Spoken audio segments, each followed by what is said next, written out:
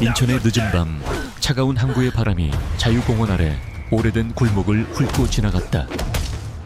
현대적인 마천루의 불빛이 닿지 않는 이곳 주황색 포장마차 텐트만이 김이 서린 따뜻한 섬처럼 빛나고 있었다. 지글거리는 꼼장어 냄새와 뜨거운 어묵 국물 냄새, 그리고 쓴 소주 향이 뒤엉킨 텐트 안.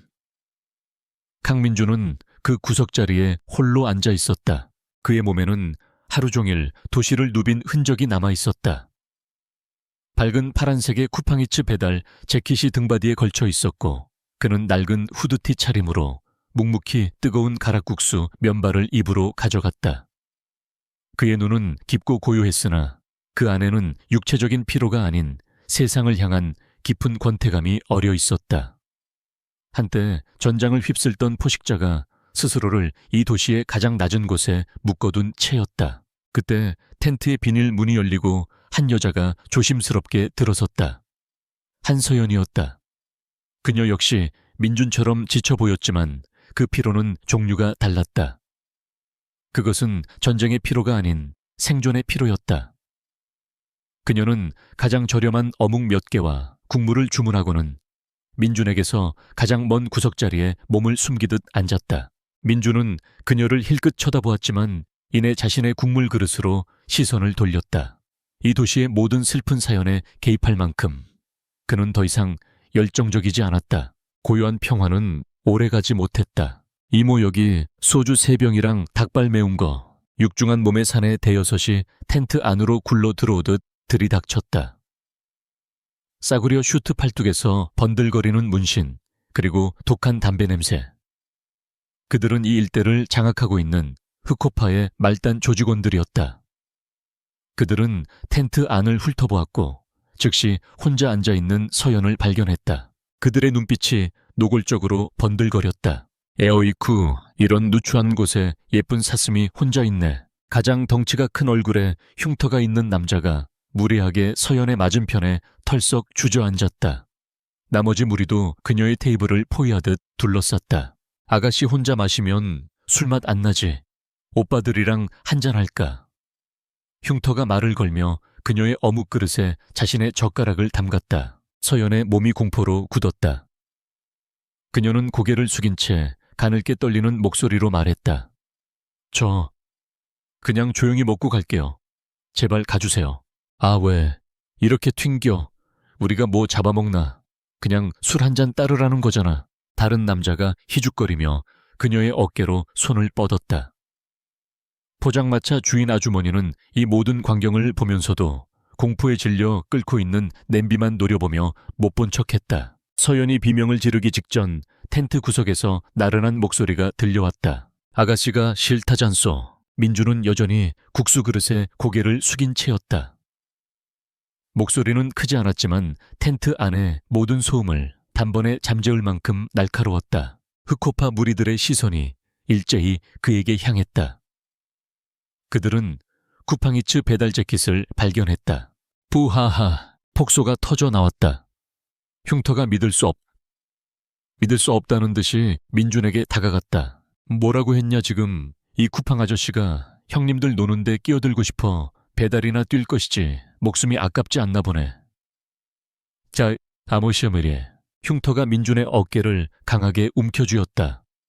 일어나봐. 얼굴 좀 보게. 바로 그 순간이었다. 민준의 권태롭던 눈빛이 사라졌다. 다음 순간은 너무 빨라서 거의 보이지 않았다. 흉터가 소나기에 힘을 주기도 전에 민준이 국수를 먹던 쇠젓가락 한 짝이 번개처럼 흉터의 손목을 파고들었다. 정확히 손목 안쪽의 경혈이었다.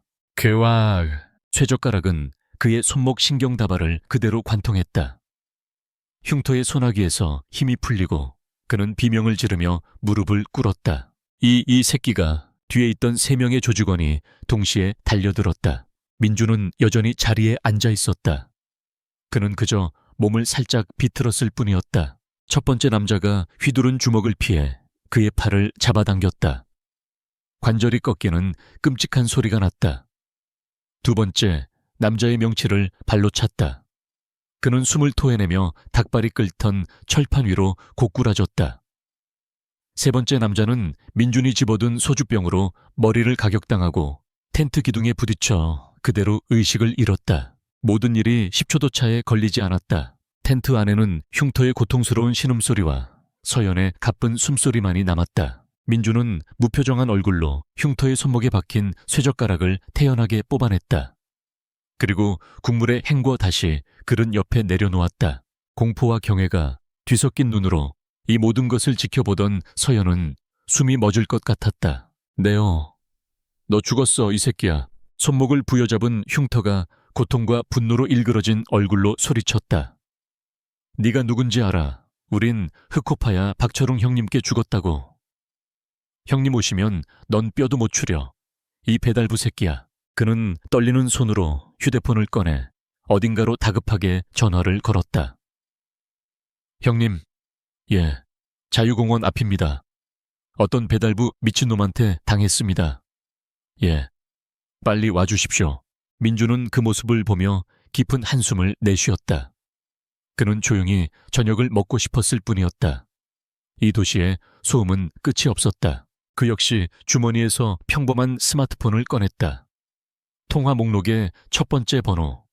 그는 전화를 걸었다. 조동혁 회장. 수화기 너머에서 막 잠에서 깬 듯한 거물이 당황한 목소리가 들려왔다. 강민준입니다. 자유공원 정문 앞 포장마차. 쓰레기들이 좀 있군요. 5분 주지. 와서 치워요. 민준은 조 회장의 대답을 듣지도 않고 전화를 끊었다. 흉터는 통화를 마친 민준을 보며 미친 듯이 웃었다. 하, 너도 전화했냐? 누구 배달센터 실장님이라도 불렀어. 하하, 곧 우리 형님 오신다. 30명은 몰고 오실 거다. 넌 이제 끝났어. 긴장된 침묵이 흘렀다. 5분이 채 지나지 않았을 때 요란한 타이어 마찰음과 함께 검은색 스타렉스와 카니발밴 여러 대가 포장마차를 포위하듯 멈춰 섰다.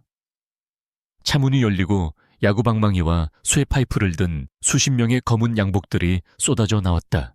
그 중심에서 거대한 덩치의 산의 흑호파 두목 박철웅이 내렸다. 어떤 새끼가 내 동생을 건드렸어. 흉터는 구세주를 만난 듯 울부짖었다. 형님, 저 새끼입니다. 저 배달부 새끼가.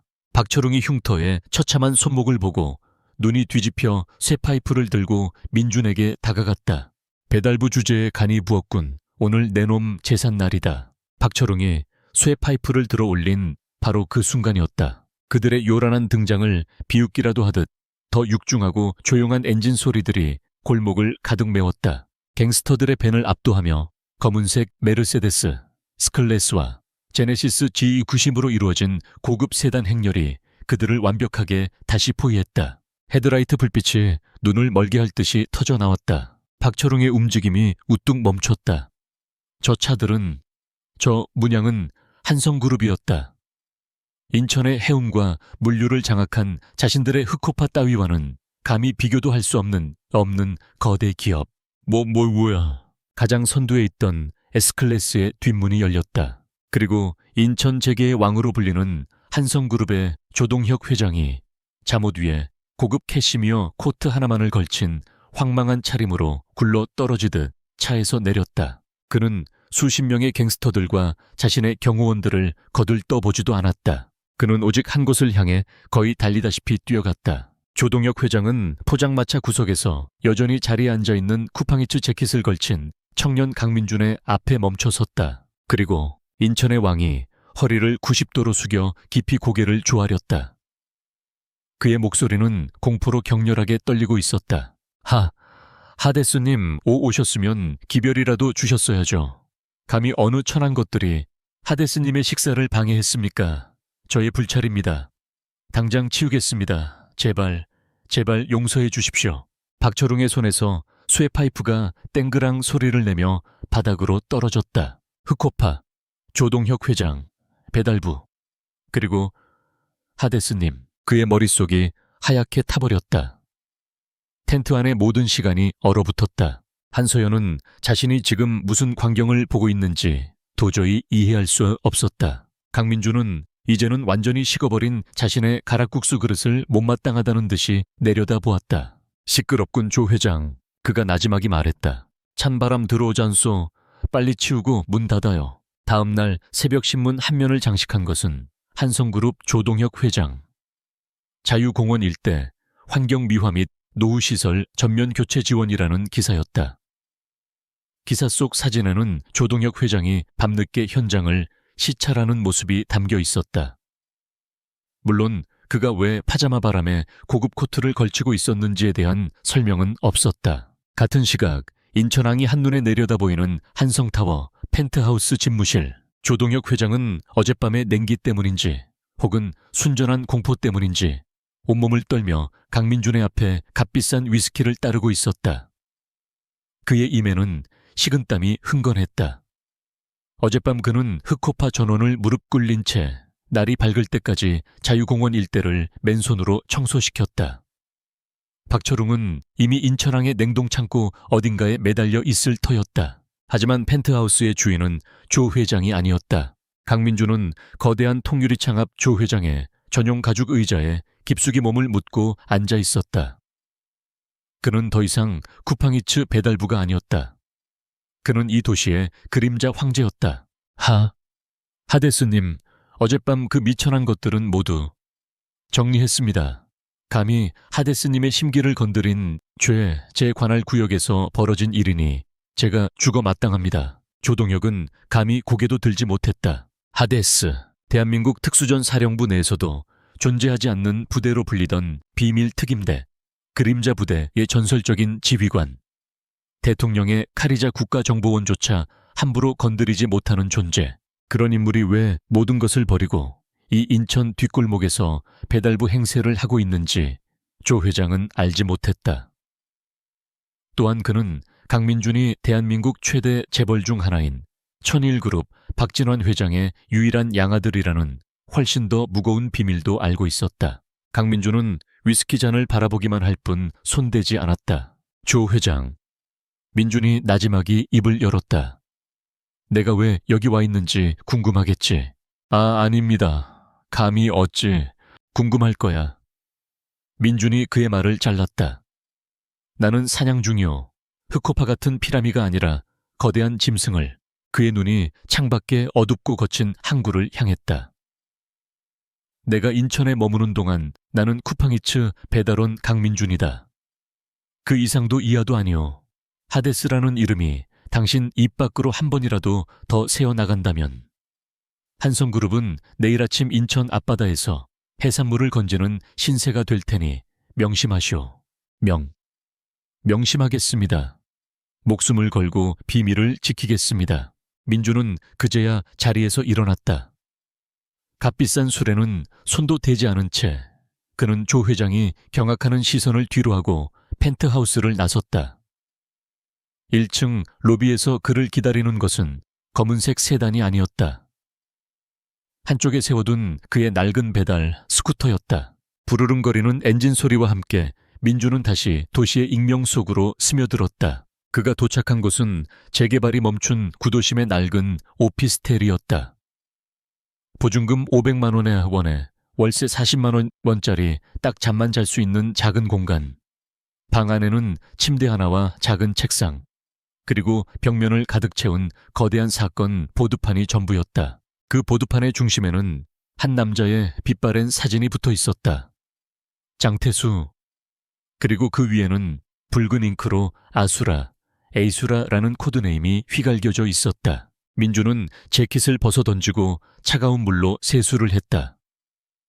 거울에 비친 남자의 눈은 배달원의 피곤한 눈이 아닌 먹잇감을 노리는 맹수의 눈빛을 하고 있었다. 10년 전 그의 아버지 천일그룹의 공동 창업자였던 강 회장이 의문의 사고로 세상을 떠났다. 공식적인 사인은 과로로 인한 심장마비. 하지만 민준은 알고 있었다. 그것은 살인이었다. 그리고 그 배후에는 아버지의 동업자이자 절친했던 형제였던, 그러나 회사의 돈을 횡령하고 도주했던 장태수 아수라가 있었다. 아버지의 죽음 이후 고아가 된 자신을 거두어 준 것은 아버지의 또 다른 파트너 박진환 회장이었다. 박진환은 민준을 친아들처럼 키웠고 그에게 모든 것을 주었다. 그리고 민준은 그 은혜에 보답하기 위해, 그리고 아버지의 복수를 하기 위해 가장 어두운 곳 하데스가 되는 길을 택했다. 그의 퇴역은도 거짓이었다. 그는 복수를 위해 돌아온 것이었다. 그리고 그 복수의 대상 아수라가 마침내 이곳 인천의 모습을 드러냈다. 그때였다. 책상 위에 놓인 암호화된 위성 전화기가 조용히 울리기 시작했다. 발신자 표시 아버지. 민주는 깊은 숨을 들이마시고 전화를 받았다. 부드럽고 인자한 양아버지의 목소리가 흘러나왔다. 민준아, 내 아들 밥은 잘 챙겨 먹고 다니느냐? 내 아버지, 잘 지내고 있습니다. 민준의 목소리는 딱딱한 군인의 것이 아닌 아들의 것으로 돌아와 있었다. 그래야지. 네가 전역을 하고도 그렇게 험한 배달 일을 하겠다고 고집을 부려서 이 아비가 얼마나 걱정하는지 아느냐.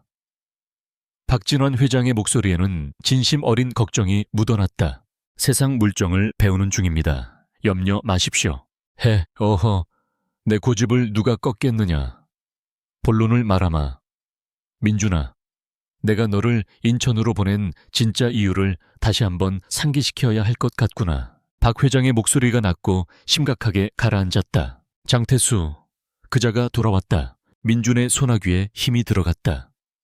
이미 알고 있는 사실이었지만 양아버지의 입을 통해 듣는 것은 무게가 달랐다. 우리의 정보망에 의하면 아수라가 해외에서 끌어모은 막대한 검은 돈을 가지고 인천항을 통해 밀입국했다.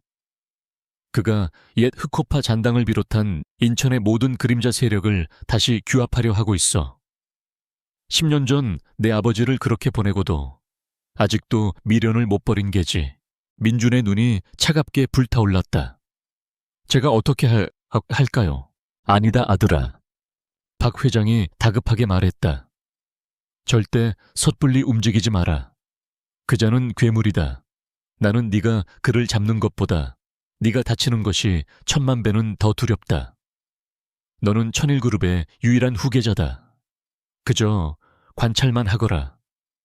그가 무엇을 원하는지 누구와 접촉하는지만 파악해. 나머지는 내가 처리할 것이다.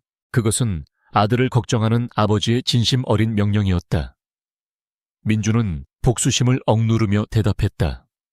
명심하겠습니다. 그래, 그리고 한 가지가 더 있다. 박 회장의 목소리가 다시 인자하게 풀렸다.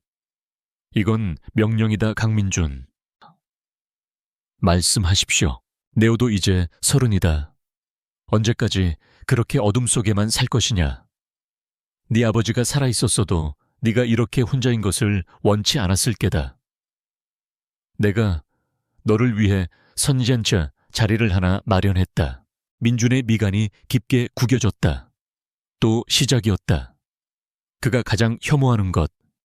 비즈니스를 위한 정략적인 만남. 아버지, 저는 아직 듣거라. 박 회장의 목소리가 단호해졌다. 이번 주말 서울 신라호텔이다. 삼진전자 따님인데 아주 현숙하고 좋은 아이라는구나. 이건 네가 천일그룹의 후계자로서 마땅히 해야 할 일이기도 하다. 아수라를 조사하는 것도 중요하지만 너의 인생을 안정시키는 것이 이 아비에게는 더 중요하다. 알겠느냐? 민주는 더 이상 거절할 수 없었다. 박진환 회장, 그는 아버지를 죽인 원수에게 복수할 힘을 길러준 은인이자 자신을 구원해준 유일한 가족이었다. 그의 명령은 민준에게 절대적이었다. 네 아버지, 알겠습니다.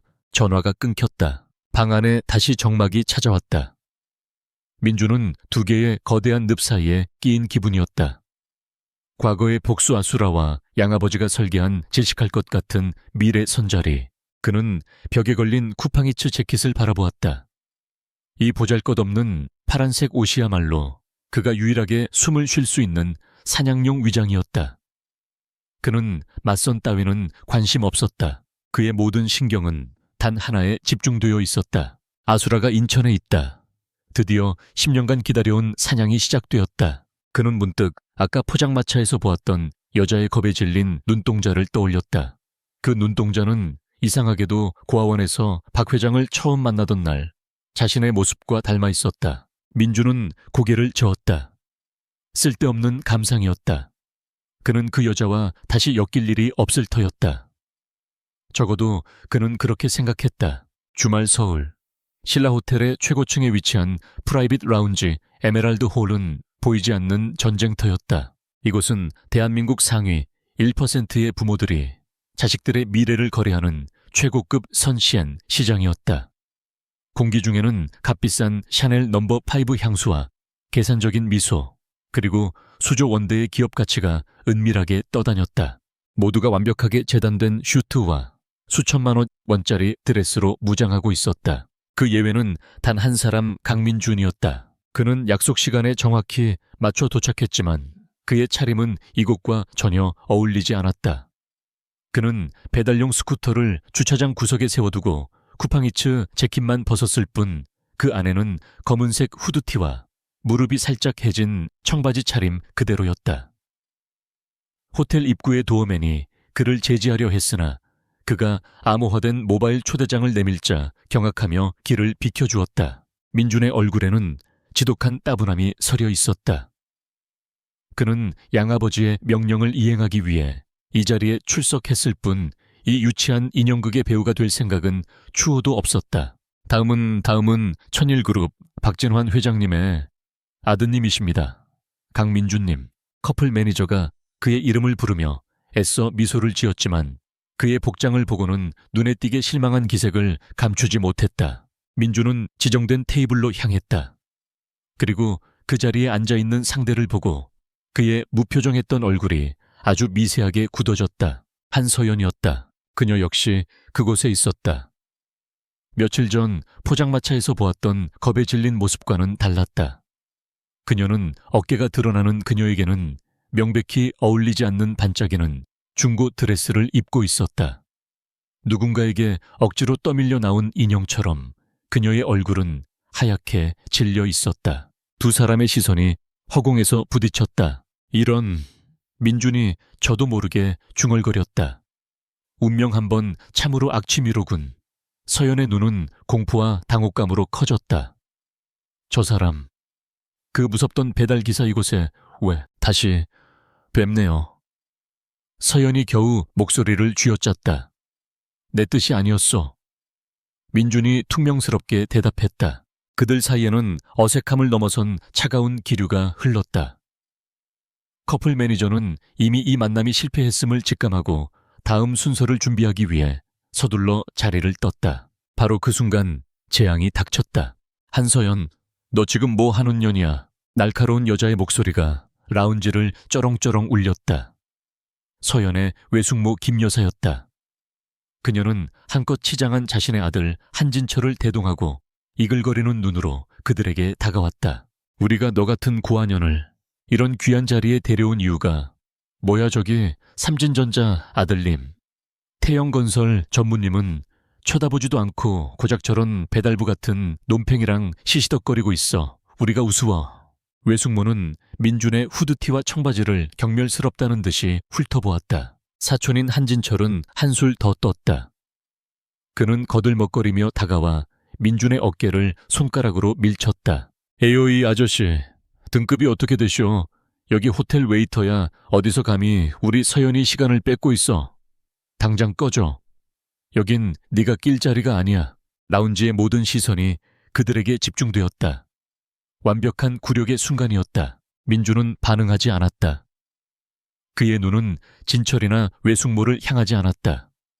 그는 오직 이 모욕의 한가운데서 입술을 깨물며 부들부들 떨고 있는 한서연을 바라보고 있었다.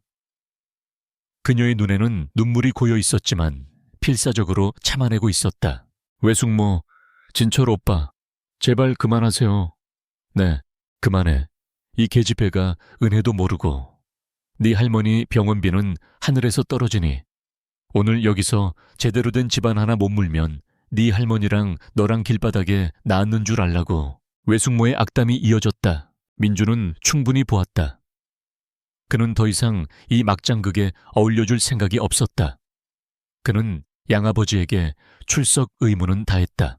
그는 조용히 자리에서 일어났다. 그리고 모든 소란을 뒤로 한 채 라운지 출구를 향해 걸어갔다. 잠깐만요.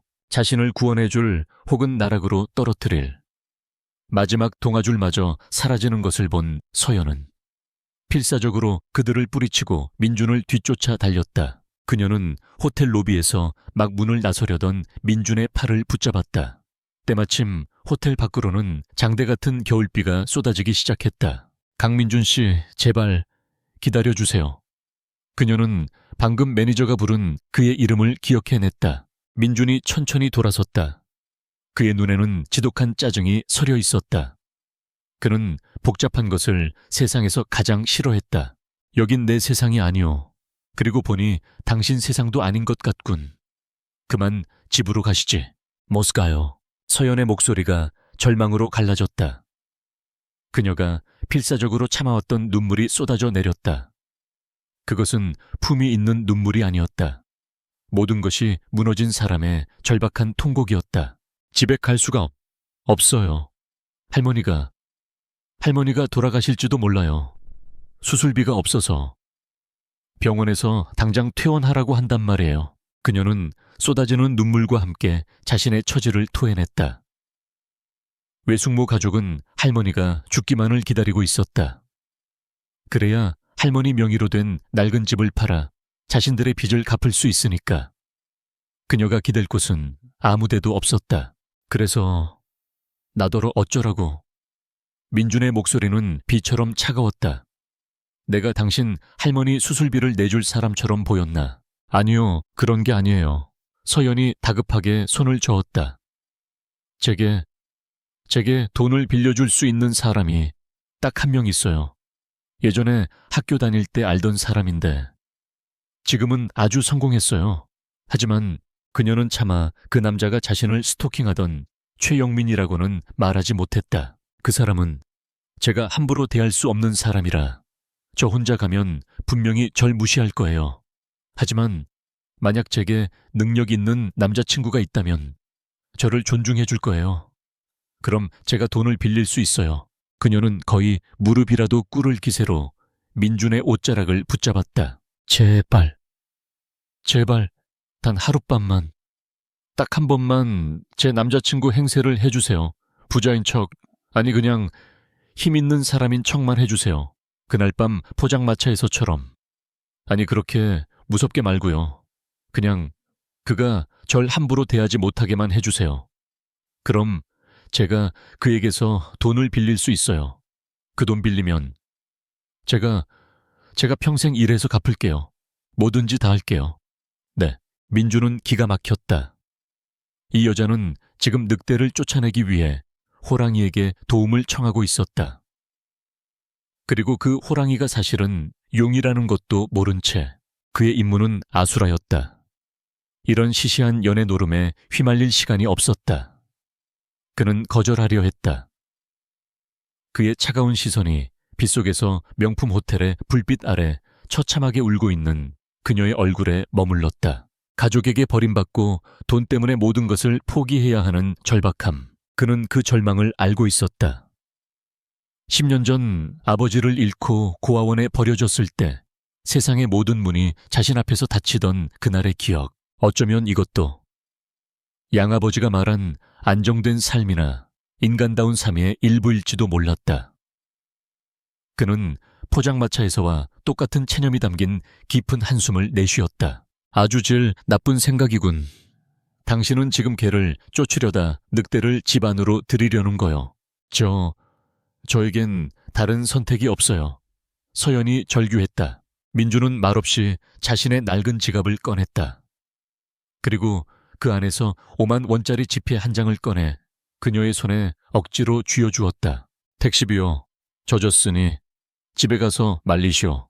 서연은 자신의 손에 들린 5만 원짜리를 망연자실하게 바라보았다. 수천만 원이 필요한 자신에게 고작 5만 원. 모욕감에 눈물이 다시 차올랐다. 전 지금 이게 필요한 게 아니란 말이에요. 알아. 민준이 몸을 돌리며 말했다. 줬어. 단 하룻밤. 그 만남. 어디요? 서로연은 그가 승낙했다는 사실에 놀라 울음도 잊은 채 그를 바라보았다. 네, 강남이요.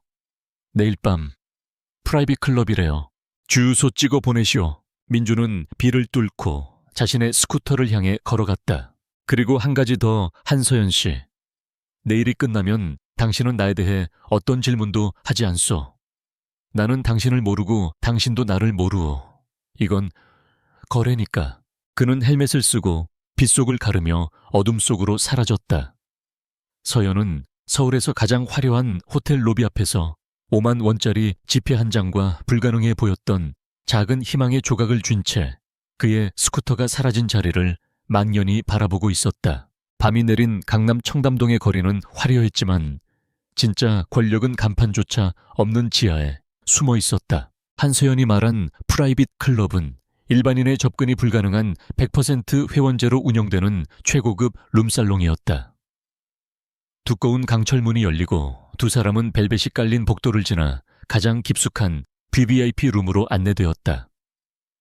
공기는 값비싼 위스키와 짙은 향수, 그리고 권력의 밀담이 뒤섞인 탁한 냄새로 가득했다. 서연은 어제 선자리에서 입었던 것과 비슷한 애써 꾸몄지만 이곳의 호화로움에는 턱없이 부족한 원피스를 입고 있었다. 그녀의 손은 공포로 차갑게 식어 있었다. 반면 강민주는 어제와 똑같은 차림이었다. 검은 후드티에 청바지. 그는 이곳에 질식할 듯한 화려함에 아무런 감흥도 느끼지 못했다. 오히려 그의 눈은 비상구의 위치, 경호원들의 동선, 그리고 방 안의 구조를 냉철하게 훑고 있었다. 그것은 전장에서 익힌 생존을 위한 본능적인 습관이었다. 육중한 문이 열리자 방 안의 광경이 드러났다. 거대한 벨벳 소파에 거의 눕다시피 한 자세로 L그룹의 상속자 최영민이 앉아 있었다. 그의 주변에는 그에게 아첨하는 듯한 무리들이 둘러싸고 있었다. 최영민은 떡이 된 국수를 먹던 서연이 아니라 억지로 꾸민 원피스를 입은 그녀를 보며 만족스러운 미소를 지었다. 그리고 그의 시선이 그녀의 뒤에 선 민준에게 향했을 때 그의 얼굴은 노골적인 경멸감으로 일그러졌다. 푸하하. 그가 폭소를 터뜨렸다. 이거 정말 걸작이군, 한서연. 내가 네 남자친구를 데려오라고 했지.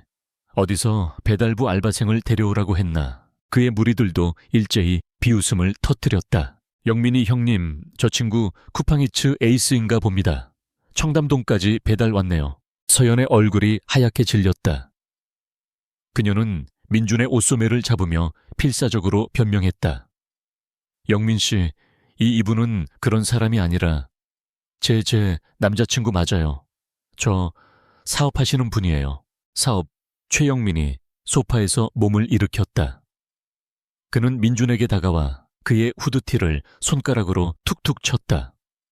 무슨 사업, 로켓 배달 사업 하긴 요즘 배달부도 자영업자라고 하더군. 서연아, 내 눈높이가 이렇게까지 바닥일 줄은 몰랐는데. 그는 서연의 턱을 거칠게 잡아 돌렸다. 아니면 네 할망구 수술비가 정말 급하긴 급했나 보지. 이런 쓰레기까지 남자친구라고 데려오고 말이야. 민준의 눈이 차갑게 가라앉았다. 그러나 그는 움직이지 않았다. 이것은 서연의 거래였고 그는 관찰자였다. 아직은. 영민 씨, 제발 돈 좀 빌려주세요. 할머니 수술만 끝나면 제가 무슨 일이든 해서 갚을게요. 서연이 애원했다. 너나 돈. 최영민은 기다렸다는 듯이 웃었다. 그는 테이블 위에 놓인 두꺼운 돈 봉투를 들어 보였다. 좋기 5천만 원은 되어 보였다. 그래, 여기 있어. 네 할머니 수술비 1억이라도 줄 수 있어. 서연의 눈이 희망으로 빛났다. 하지만 최영민이 말을 이었다. 세상에 공짜는 없지, 서연아. 비즈니스에는 비즈니스 룰이 있는 법이야. 내가 돈을 주면 너는 뭘 줄 수 있지. 그는 웨이터에게 눈짓했다. 웨이터가 최고급 샴페인이 담긴 잔 하나를 가져왔다. 최영민이 잔을 받아들고 그의 주머니에서 작은 흰색 알약 하나를 꺼냈다. 그는 모두가 보란듯이 심지어 민준을 조롱하듯이 바라보며 그 약을 샴페인 잔에 떨어뜨렸다. 약이 거품을 내며 녹아 들어가는 것을 모두가 지켜보았다. 이것은 명백한 모욕이자 시험이었다. 자, 그가 그 잔을 서연에게 내밀었다. 이건 감사의 표시야. 네가 이걸 원샷하면 이 돈은 내 거야. 깨끗하게. 서연은 그 자리에 얼어붙었다. 그녀의 시선은 샴페인 잔과 돈 봉투, 그리고 최영민의 포식자 같은 미소 사이를 오갔다. 그녀는 저 약이 무엇인지 몰랐지만 좋은 것이 아님은 분명히 알았다. 하지만 그녀의 머릿속에는 병원에서 산소호흡기에 의지한 할머니의 얼굴이 떠올랐다. 이 잔을 마시면 할머니를 살릴 수 있었다. 그녀의 자존심, 그녀의 몸. 그 무엇이든 할머니의 목숨보다 중요하지 않았다. 그녀의 손이 가늘게 떨리며 잔을 향해 천천히 뻗어나갔다. 그녀의 손가락이 차가운 유리잔의 스템에 닿으려던 바로 그 순간, 더 크고 단단한 손이 샴페인 잔의 윗부분을 덮었다. 강민준이었다. 그는 어느새 서연의 앞을 막아서 있었다. 그녀는 마시지 않아. 민준의 목소리는 낮고 평평했다. 포장마차에서와 같은 모든 감정이 배제된 목소리였다. 방 안의 공기가 순식간에 차가워졌다. 최영민의 얼굴이 분노로 일그러졌다. 뭐야, 이 배달부 새끼가 감히 누구 잔을 막아 내 놈 손목을 잘라버리기 전에 그 더러운 손 치우지 못해. 민주는 최영민을 쳐다보지도 않았다. 그는 샴페인 잔을 들어올려 코로 냄새를 맡듯 잔을 가볍게 흔들었다. MDMA인가 아니면 그냥 졸피뎀 솜씨가 형편없군. 아마추어야. 최영민은 충격에 휩싸였다. 저놈이 어떻게 한 거지? 이 미친놈이 감히 L그룹의 최영민 앞에서 경비 뭐해? 당장 이 거지 새끼들 끌어내. 아니 기다려. 저놈 다리부터 부러뜨려. 감히 날 모욕했어. 최영민이 고함을 지르자 방 문이 열리고 험악한 인상의 검은 양복 경호원들이 우르르 몰려 들어왔다. 그들은 룸살롱 소속의 전문 해결사들이었다. 서연이 겁에 질려 비명을 질렀다. 경호원들이 민준을 둘러쌌다. 하지만 민준은 여전히 지루한 표정이었다. 그는 포장마차에서처럼 이들을 때려 눕힐 수도 있었지만 이곳은 강남 한복판이었고 그는 더 이상 소음을 만들고 싶지 않았다. 그는 다른 힘을 사용하기로 했다. 손대지 않는 게 좋을 거야. 민준이 리더로 보이는 경호원에게 말했다. 너희 사장이나 진짜 주인 불러와. 그게 너희들 신상에 좋을 테니. 시끄러워 이 새끼야. 당장 무릎 꿇어. 경호원이 그의 멱살을 잡으려 손을 뻗었다. 민준은 한숨을 내쉬었다. 그는 주머니에 손을 넣어 어제 선자리에서 꺼냈던 그 낡은 지갑을 다시 꺼냈다. 그리고 그 안에서 단 한 장의 카드를 꺼냈다. 무기 번쩍이는 검은색 플라스틱 조각이었다. 숫자도 없었다. 오직 그의 영문 이름 강민준과 작은 로고 하나만 박혀 있었다. 현대카드. The Black. 대한민국 상위 0.05%. 오직 1,000명에게만 허락된 카드. 연회비만 수백만 원의 무제한의 신용한도와 그보다 더 무거운 사회적 지위를 상징하는 물건이었다. 민주는 그 카드를 테이블 위로 가볍게 던졌다. 확인해. 경호원 리더는 그것이 무엇인지 알아보지 못하고 비웃었다. 뭐야? 이거 교통카드냐? 바로 그때였다. 소란을 듣고 이 VVIP 룸의 총책임자인 김마담이 다급하게 달려 들어왔다. 그녀는 수십 년간 대한민국의 모든 정치인과 재벌을 상대해온 이 지하 세계의 여왕이었다. 그녀는 테이블 위에 놓인 검은색 카드를 보았다. 그리고 그 자리에 얼어붙었다. 그녀의 온몸의 피가 차갑게 식었다. 그녀는 그 카드를 알아보았다. 그녀의 시선이 카드에서 강민준의 얼굴로 천천히 옮겨갔다. 그리고 그녀의 두 눈이 공포로 터질 듯이 커졌다. 그녀는 이 얼굴을 기억했다. 하데스로서가 아니었다. 그녀의 VVIP 리스트, 최상단, 절대 접촉 불가 무조건 복종 대상으로 분류된 천일그룹의 유일한 후계자, 박진환 회장의 양아들, 아유악. 김마담은 비명을 지르며 자신도 모르게 경호원 리더의 뒤통수를 전력으로 후려쳤다. 이 미친놈아 내가 지금 무슨 짓을 한 줄 알아. 당장 무릎 꿇어. 전부 꿇어. 그녀는 자신이 먼저 바닥에 무릎을 꿇고 머리가 바닥에 닿을 듯이 90도로 절을 했다. 그녀의 온몸이 사시나무처럼 떨리고 있었다. 강민준, VVIP님. 죽을 죄를 지었습니다, 저희가. 저희가 감히 귀하신 분을 알아보지 못하고 이 미친놈들이. 방 안에 모든 소리가 사라졌다. 최영민은 이 상황을 도저히 이해할 수 없었다. 김마담, 지금 뭐 하는 거야? 일어나, 저놈은 그냥 쿠팡 배달부라고. 김마담이 증오와 공포가 뒤섞인 눈으로 최영민을 노려보았다. 최영민 씨, 그녀의 목소리는 더 이상 아첨하는 마담의 목소리가 아니었다. 당신이야말로 감히 무슨 짓을 한 겁니까? 어디서 감히 천일그룹의 귀한 손님께 이런 저급한 약물, 필로폰 혹은 그 유사 마약을 쓰려 해 우리 업장까지 망하게 할 셈이야. CEO, 천일그룹, 뭐라고 저놈이. 최영민의 얼굴에서 핏기가 사라졌다. 천일그룹. 감히 L그룹도 함부로 건드리지 못하는 대한민국 재계 서열 5위권의 거대 제국. 저 배달부가 박진환 회장의 아들이라고. 경비팀 김마담이 소리쳤다. 최영민 씨는 오늘부로 우리 클럽의 블랙리스트다. 당장 이 방에서 끌어내. 물건 약을 사용하려 한 증거는 우리가 확보하겠다. 2번 다시 우리 구역에 발도 못 붙이게 해. 상황은 순식간에 역전되었다. 방금 전까지 민준을 위협하던 경호원들이 이제는 민준의 눈치를 보며 겁에 질린 최영민과 그의 무리들을 향해 다가갔다. 이거 놔, 너희들 미쳤어. 우리 아버지가 누군지 알아. 김마담 너. 시끄럽고 끌어내. 최영민은 자신의 부하들에게 질질 끌려 굴욕적으로 방에서 쫓겨났다. 내 놈, 강민준, 내가 반드시 복수할 거야. 두고 봐. 그의 악에 바친 목소리가 복도를 울리다 사라졌다. 방 안에는 다시 정적이 찾아왔다. 김마담은 여전히 무릎을 꿇은 채 고개를 들지 못했다. 민준은 바닥에 떨어진 자신의 블랙카드를 주워 지갑에 넣었다. 그는 약이 든 샴페인 잔을 힐끗 보았다. 그리고 공포에 질려 입을 막고 있는 한소연을 바라보았다. 그는 양아버지의 이름이 상징하는 그 힘을 사용한 것이 역겹도록 싫었지만 어쩔 수 없었다. 갑시다. 그가 말했다. 아직 그 돈 필요한 거 아니었어. 그는 멍하니 서 있는 서연의 손목을 잡고 방을 나섰다. 굴욕의 밤을 예상하고 들어왔던 서연. 여는 자신이 도저히 이해할 수 없는 거대한 힘의 소용돌이에 휘말렸음을 깨달았다. 청담동의 지하 룸살롱에서 당한 굴욕은 L그룹의 후계자 최영민에게 평생 씻을 수 없는 모욕감을 안겨주었다.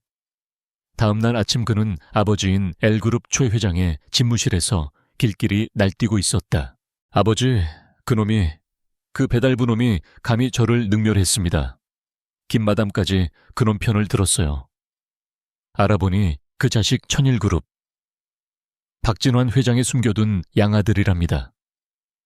이건 명백히 천일이 우리 L그룹을 무시하는 처사입니다.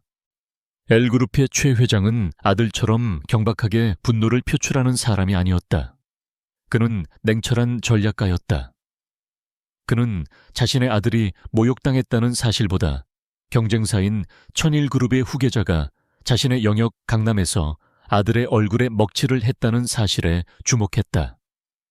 이것은 힘의 균형을 시험하는 도발이었다. 천일의 박진환이라. 최 회장이 낮은 목소리로 읊조렸다. 그 늙은 여우가 드디어 숨겨둔 발톱을 드러내는 건가. 그는 천일그룹 본체를 직접 공격할 수는 없다는 것을 알았다. 그것은 전면전이었고 아직 때가 아니었다. 하지만 그는 경고를 보내야 했다. 가장 약한 고리를 끊어버림으로써. 그 배달부 놈과 함께 있던 계집은 누구냐? 한서연이라고. 예전에 망한 한성방직의 딸입니다. 지금은 거의 고아나 다름없는 년입니다. 그런데 그 계집의 외삼촌이 우리 하청업체인 삼진부품에서 부장으로 일하고 있습니다. 최 회장의 입가에 차가운 미소가 걸렸다. 완벽한 목표물이었다. 그는 비서에게 전화를 걸었다. 단 한마디였다. 삼진부품과의 모든 계약을 즉시 파기해. 사유는 불량률 증가 및 납기 지연. 그리고 업계 소문 퍼뜨려 삼진과 거래하는 자는 L그룹의 적이라고. 그것은 사형 선고였다. 삼진 부품은 매출의 80%를 L그룹 의존하고 있었다. 그날 오후 서연의 할머니가 입원해 있는 인천의 대학병원. 서연이 젖은 수건으로 할머니의 손을 닦아드리고 있을 때 병실 문이 거칠게 열리고 외숙모 김 여사와 외삼촌 한진철 부장이 광분한 상태로 들이닥쳤다. 한서연, 이 재수 없는 년, 외삼촌 한진철은 눈이 뒤집혀 있었다. 그는 다짜고짜 서연의 머리채를 잡아챘다. 내가 무슨 짓을 하고 다녔기에 L그룹 초의 회장님이 우리 회사를 박살낸 거야. 나 방금 잘렸어. 회사가 망하게 생겼다고. 이년아 네가 감히 그 배달부 논팽이랑 붙어먹으면서 최영민 도련님 심기를 건드려. 외삼촌 이게 무슨 무세운 소리긴. 외숙모가 악을 썼다. 너 하나 때문에 우리 진철이 앞길이 막히고 우리 집안이 거리에 나앉게 생겼다고. 이 은혜도 모르는 환양년 당장 가서 최영민 도련님 바짓가랑이라도 붙잡고 싹싹 빌어. 내 몸이라도 바쳐서 용서를 구하란 말이야. 외숙모는 서연을 병실 밖으로 끌어내려 했다. 병실은 순식간에 아수라장이 되었다. 할머니가 이 소란에 놀라 미약하게 신음했다. 같은 시각 민주는 자신의 오피스텔 앞에서 검은색 정장을 입은 한 여자의 보고를 받고 있었다. 그녀는 그의 5대 그림자 중 정보와 네트워크를 총괄하는 주작 주캐이었다. 주초이였다. 보스, L그룹이 움직였습니다. 최영민 건에 대한 보복입니다. 목표는 한서연의 외삼촌이 근무하는 삼진부품. 현재 L그룹이 모든 계약을 파기했고 삼진은 24시간 안에 부도 처리될 위기입니다. 그리고 한서연의 친척들이 현재 병원에서 그녀를 주작의 보고가 끝나기도 전에 민준의 눈빛이 지하실처럼 차가워졌다. 그는 L그룹의 보복 자체에는 관심이 없었다. 하지만 그 방식이 마음에 들지 않았다. 자신을 직접 치지 못하고 가장 약한 고리인 서연의 주변을 공격하는 비겁함. 그리고 감히 병원에서 소란을 피워 그녀를 위협하는 천박함. 시끄럽군. 민준이 짧게 말했다. 그는 자신의 암호화된 위성 전화를 꺼냈다. 그가 누른 단축번호는 백호 바이 후였다. 백호는 그의 그림자들 중 재무와 정치권 로비를 담당하는 자였다. 매고 나다. 수화기 너머로 냉정한 목소리가 들려왔다. 예 보스, L그룹 초의 회장. 너무 시끄러워. 우리가 가지고 있던 L그룹 비자금 파일과 해외 페이퍼 컴퍼니 자료 전부 깨끗하게 정리해서 국세청 특별조사국과 공정거래위원회 독점감시과로 익명 제보해. 지금 당장. 알겠습니다. L그룹은 내일 아침 해를 보기 힘들 겁니다. 전화가 끊겼다. 민주는 주작을 향해 고개를 까딱했다. 병원으로 가지. 벌레들을 치워야 하니까. 민준이 병실에 도착했을 때 한진철은 서연의 뺨을 때리려 하고 있었다. 이 년이 감히 당장 가서 빌지 못해. 그만. 민준의 낮은 목소리가 병실을 얼어붙게 만들었다. 한진철과 외숙모가 경악한 얼굴로 문 앞을 바라보았다. 그들의 인생을 망친 원흉 배달부 복장에 강민준이 서 있었다. 네오, 내 놈이 여길. 왜 와 이 개자식 너 때문에 내가. 한진철이 분노로 이성을 잃고 민준에게 달려들었다. 민준은 피하지 않았다. 그는 달려드는 한진철의 손목을 가볍게 잡아 비틀었다. 뼈가 어긋나는 소리와 함께 한진철이 바닥을 굴렀다. L그룹은 어제의 문제다. 내 걱정이나 하는 게 좋을 거야. 민준이 차갑게 말했다. 뭐라고 이놈이. 바로 그때였다. 한진철의 주머니에서 휴대폰이 미친 듯이 울렸다. 그가 고통을 참으며 전화를 받았다. 방금 그를 해고했던 삼진부품의 사장이었다. 사장의 목소리는 울먹임을 넘어 환희에 차 있었다. 한 부장 기적이야. 방금 L그룹 초의 회장님께 직접 전화가 왔네. 모든 계약을 원상복구하고 오히려 물량을 2배로 늘리겠다고. 그리고 우리한테 사과하셨네 혹시. 자네 조카딸인 한서연 양에게 L그룹이 큰 실수를 한 것 같다며. 그녀에게 용서를 구할 수 있겠냐고 하셨네. 이게 대체 무슨 일이야? 한진철의 손에서 휴대폰이 떨어졌다. 그는 아무 말도 할 수 없었다. 이게 말이 되는가? 동시에 병실 TV에서 긴급 속보가 터져 나왔다. 모든 채널이 같은 뉴스를 내보내고 있었다. 속보입니다. 대한민국 재계서열 10위권인 L그룹 본사에 오늘 오후 국세청 특별조사국과 공정거래위원회 조사관들이 동시에 들이닥쳐 대규모 압수수색을 진행하고 있습니다. 수천억 원대의 비자금 조성 및 불공정 하도급 거래 혐의입니다. L그룹의 주가는 현재 하한가를, 외숙모 김 여사는 그 자리에 주저앉았다. 방금 전까지 자신들의 목숨줄을 쥐고 있던 거대 제국이 단 30분 만에 먼지처럼 무너져 내리고 있었다. 그리고 이 모든 일은 눈앞에 이 배달부가 도착한 직후에 벌어졌다. 그들의 시선이 민준에게 향했다. 더 이상 경멸이나 분노가 아니었다.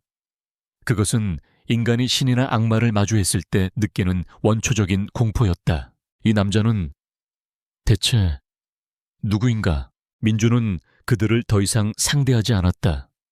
그는 곤히 잠든 사실은 소란에 기절한 할머니를 바라보았다. 그리고 멍하니 서서 벌어진 입을 다물지 못하는 서연에게 시선을 돌렸다. 서연은 TV 속의 L그룹 로고와 바닥에 주저앉은 외숙모와 그리고 이 모든 것을 폭풍의 눈처럼 고요하게 바라보는 민준을 번갈아 보았다. 그녀는 무슨 일이 일어났는지 정확히 알 수는 없었다. 하지만 그녀는 단 하나를 알았다. 이 남자가 했다. 민준이 그녀에게 다가가 조용히 말했다. 병원 원무과에서 연락이 왔어. 네. 할머니 수술 일정 내일 아침 첫 타임으로 잡혔다고 하더군. 비용은 이미 전부 결제되었다고 그가 말했다.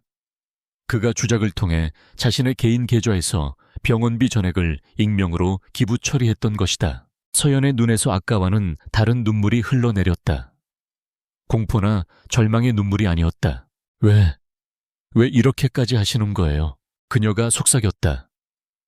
그녀는 이 남자에 대해 아는 것이 아무것도 없었다. 이름, 그리고 배달부라는 직업, 그뿐이었다. 민주는 창밖을 바라보며 대답했다. 그의 목소리는 여전히 무심했다. 나는 복잡한 걸 싫어하니까. 당신 가족들은 복잡해. 돈 문제는 그걸 가장 단순하게 만들지. 그것은 거짓말이었다. 그는 그녀의 눈에서 10년 전 자신의 절망을 보았다.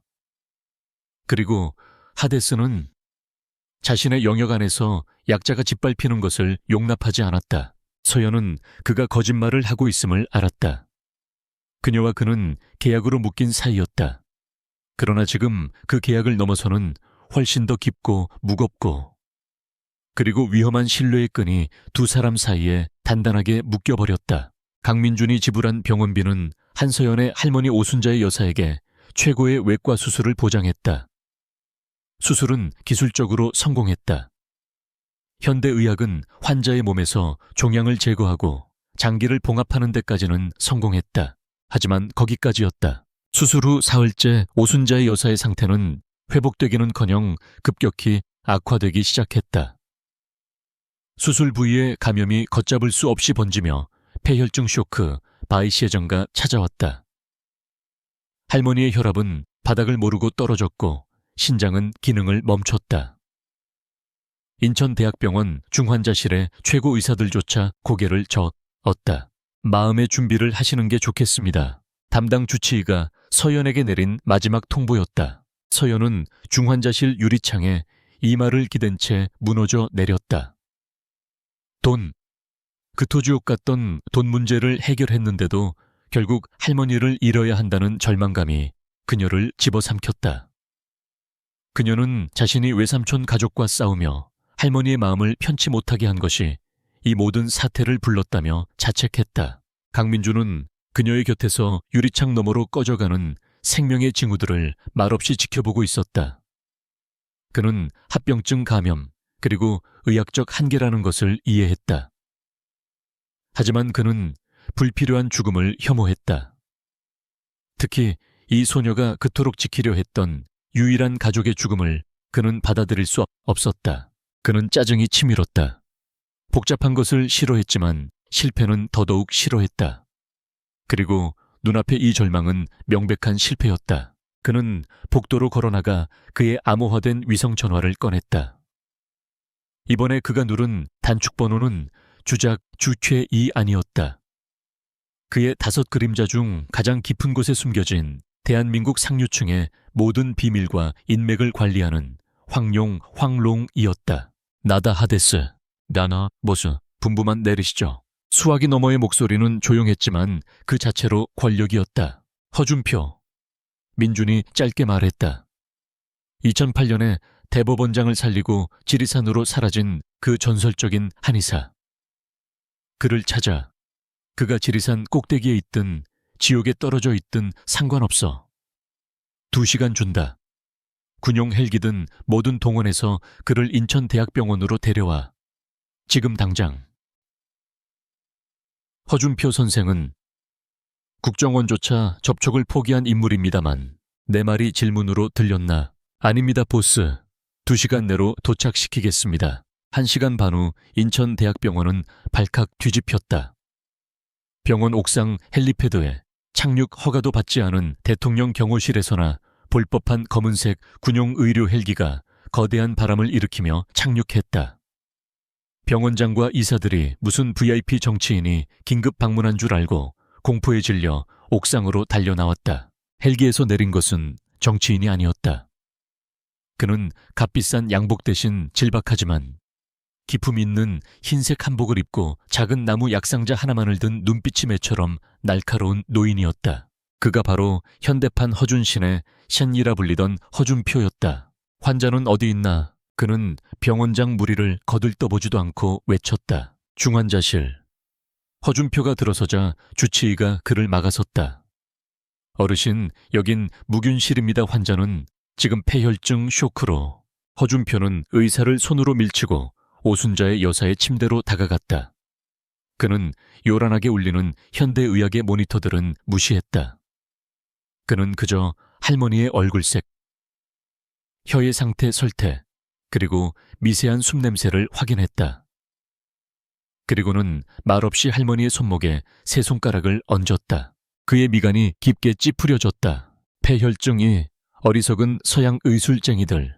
허준표가 경멸하듯 내뱉었다. 독투은 보지도 못하고 겉에 드러난 열내만 끄려하니 환자가 죽어가는 것 아닌가. 이 환자는 지금 수술 후유증으로 몸의 기력이 바닥난 상태에서 몸 깊은 곳에 잠복해 있던 한두이 창궐한 것이다.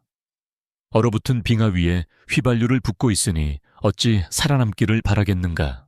주치의가 반발하려 했지만 허준표의 기백과 함께 도착한 청와대 경호실 요원들의 모습에 입을 다물어야 했다. 허준표는 자신이 가져온 나무 약상자를 열었다.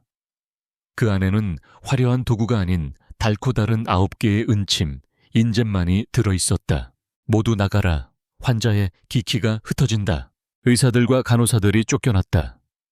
방 안에는 오직 민중과 겁에 질린 서연, 그리고 허준표만이 남았다. 자네가 나를 부른 자인가? 허준표가 민준을 힐끗 보았다. 제가 청했습니다, 선생. 대가는 비쌀 것이다. 목숨만 붙여주시면 뭐든 드리겠습니다. 허준표는 더 묻지 않고 돌아섰다. 그의 손이 보이지 않을 속도로 움직이기 시작했다. 그것은 침을 놓는 것이 아니었다. 그는 할머니의 손끝 발끝, 그리고 복부의 주요 혈자리에 침을 꽂고 튕기고 돌리며 마치 악기를 연주하듯 길을 조율하기 시작했다. 그는 병과 싸우는 것이 아니라 꺼져가는 할머니의 내장기관의 기운을 강제로 다시 불태우고 있었다. 시끄럽게 울리던 모니터의 경고음이 서서히 잦아들었다. 1시간이 지났을까. 허준표의 이마에 땀이 송골송골 맺혔다. 그는 마지막으로 품 안에서 작은 환약, 완야오 하나를 꺼냈다. 수백 년 된 산삼과 희귀 약재로만 만든 왕실의 구급 비약, 천왕보심단, 티안 왕부신 단이었다. 그는 그것을 강제로 할머니의 입에 밀어 넣었다. 그리고 또 1시간이 흘렀다. 아무 변화도 없는 듯 했다. 바로 그때 죽은 사람처럼 창백하던 할머니의 얼굴에 아주 옅은 홍조가 돌기 시작했다. 모니터를 보던 주치의가 밖에서 몰래 지켜보고 있었다. 경악했다. 떨어지기만 하던 혈압 수치가 천천히 그러나 분명하게 상승 곡선을 그리고 있었다. 멈췄던 신장 기능이 다시 움직이기 시작했다. 기억. 오순재 여사의 목에서 거친 기침 소리가 터져 나왔다. 그녀의 눈꺼풀이 파르르 떨리더니 천천히 열렸다. 흐릿한 시야 속으로 울고 있는 손녀의 얼굴이 들어왔다. 서연아. 그녀의 갈라진 목소리가 중환자실을 채웠다. 배가 고프구나 얘야. 서연은 그 자리에 주저앉아 오열했다. 기적이었다. 현대의학이 포기한 죽음의 문턱에서 이 노인은 단 9개의 침과 환약 하나로 사람을 되돌려 놓았다. 병원 전체가 발칵 뒤집혔다. 허준표는 자신의 침을 갈무리했다. 그는 민준을 향해 말없이 고개를 한번 끄덕였다. 그것은 돈을 요구하는 자의 인사가 아니라 자신을 부를 수 있는 자격에 대한 암묵적인 인정이었다. 그는 자신이 왔던 것처럼 검은 헬기를 타고 홀연히 사라졌다. 오순재 여사의 회복은 빨랐다. 한독이 제거되자 그녀의 몸은 놀라운 속도로 생기를 되찾았다. 그녀는 약해졌지만 정신은 그 어느 때보다 맑았다. 그녀는 자신이 어떻게 살아났는지 정확히 알았다. 자신의 아들과 며느리는 자신이 죽기만을 기다렸지만 생판남이나 다름없는 저 배달부 청년이 감히 신의를 불러 자신을 살려냈다. 그녀는 결단을 내려야 했다. 자신이 다시 쓰러지기 전에 유일한 핏줄인 서연을 저 늑대 무리로부터 지켜내야 했다. 퇴원 수속을 밟던 날, 병실에는 온 가족이 모였다. 외삼촌 한진철과 외숙모 김 여사는 기적이 일어났다는 소식에 겉으로는 기뻐했지만 속으로는 계획이 틀어져 분노하고 있었다. 그들은 값싼 과일 바구니를 들고 와 가식적인 눈물을 흘렸다. 어머니 살아 돌아오셔서 정말 다행입니다. 저희가 얼마나 걱정했는지 아세요? 그래, 걱정들 했겠지. 오순자의 여사가 차갑게 대꾸했다. 너희가 내 명의로 된 집을 담보로 얼마를 더 대출받을 수 있을까 걱정했겠지.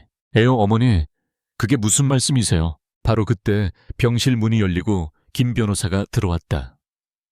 가족의 고문 변호사였다. 모두 모이셨군요. 오순자의 여사님의 요청과 병원 주치에 의해 공식적인 정신감정 소견, 완전한 판단 능력을 갖추심에 따라 여사님의 새롭고 최종적인 법적 유언장을 집행하겠습니다. 한진철과 외숙모는 흥분으로 얼굴이 붉어졌다. 드디어 올 것이 왔다고 생각했다.